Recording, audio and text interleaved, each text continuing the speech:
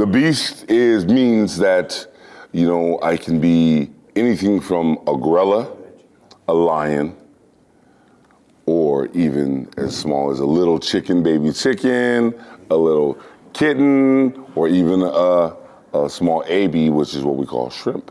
So it's every animal and it's every animal and the display of its characteristics, its ability and its characteristics. That's how I define the beast. And of course, one of those is loud, which I have no problem in being. And where did you come up with the idea to, create this persona that's marketable and interesting? The beast, and that was taught to me from WCW when I worked in Atlanta, Georgia at the World Championship Wrestling. So they would give me classes on that.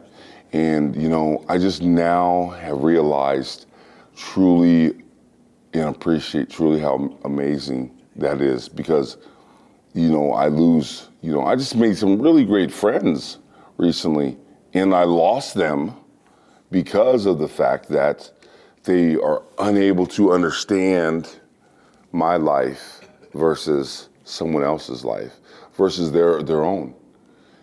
My life is so totally different, So what I've done now to combat that, to help me in my life, I let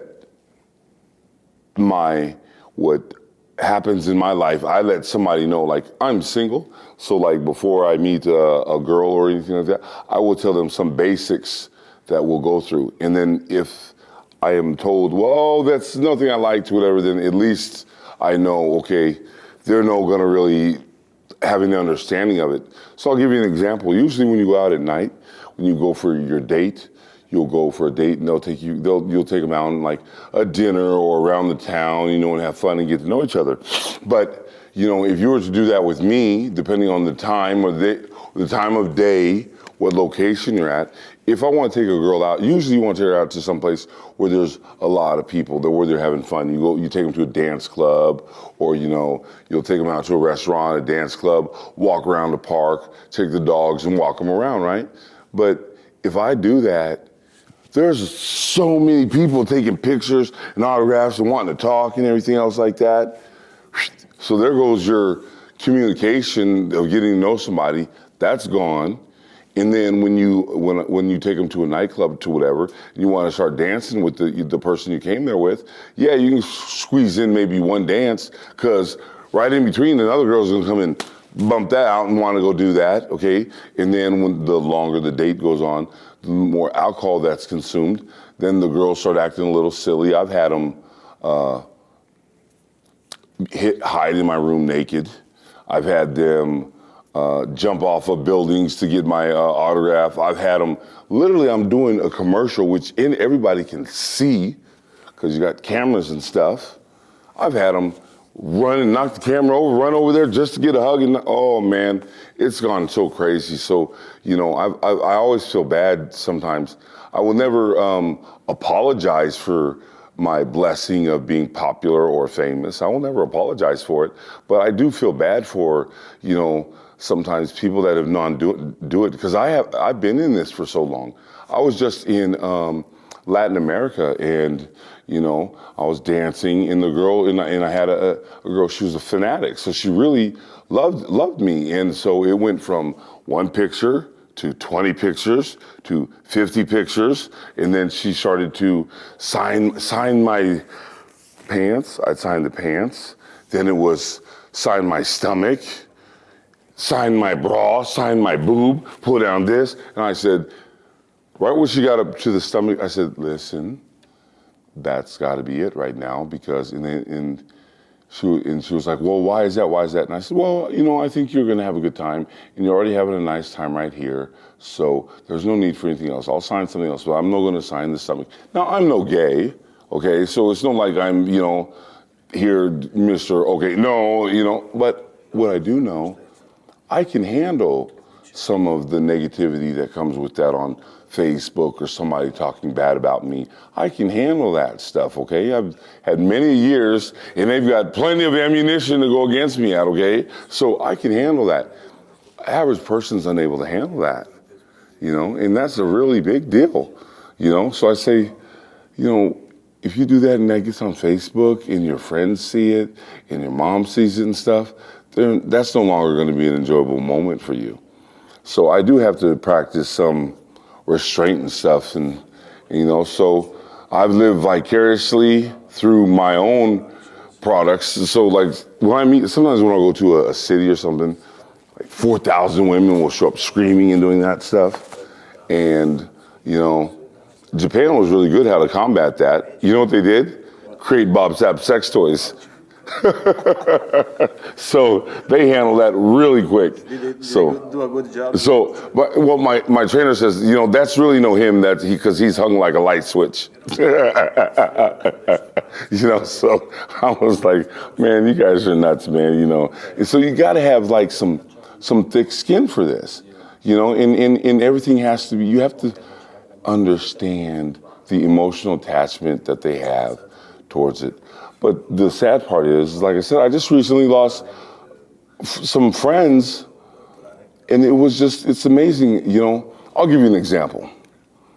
I'll go to a restaurant, and the restaurant will say, can we have some pictures? Our staff loves you, we want all this and everything else. And now, what I say is listen, this is your restaurant, and I love this place. That's why I'm here. I know you make great food. However, now you're asking me for photographs. I make money off of my face and who I am. That is my business. This is your business. This is your establishment. So if I'm going to give you money, if I'm going to give you a picture or an autograph from my business, and that's free of charge, I would like you to extend the free hospitality to me and allow me to eat free of charge. Now, there's no concern because I'm not going to order alcohol. I already know that that's the most expensive on the list, and nor do I drink, so it's not that big of a deal. Okay, I do, but it's like pina coladas and what they call silly drinks. So all I do is mix everything with Sprite, every juice, and I'm fine. So the friends that I was with that I recently met, they were like, why are you doing, that's so embarrassing and that's begging and all of this stuff. Nobody knows who you are here and all of this. And I'm like, okay, yeah, nobody knows who I am, but yet, they're all asking for me for pictures and autographs. Obviously that was jealousy there. And what can I do besides say, Bob, this is a part of your life. It comes with your life. Your life's so different. They're not going to understand that. Of course they think you should be giving it away for free and all of that stuff. Meanwhile, whatever they do, they want money for, So they have no idea of that. And they even went so far as to say, you're a has-been. That's true. That's nothing negative. That's because from a person who's being called a has-been, I can tell you, because I know many has-beens were classics. You see what I'm saying? That's the in antiques. That's what we are. Antiques and classics are highly valuable. And that's that's like right in front of your face to know that, but yet they want to put themselves up to something, and it's so hard to measure up, okay? So if I go back to that story that I'm telling you at the nightclub, that the boyfriend asks, he came up to me and he goes, Bob, man, please, look, she's really, really loves you big time. And she's asked you to sign her stomach, and now she's coming up and asked for your bra and everything. It's like, man, please, can you, don't steal my girl from me, man. And I'm like, bro, I got you, man. I got you. But I got you. I understand. I got you. I said, so watch this. Watch how we gonna fix this.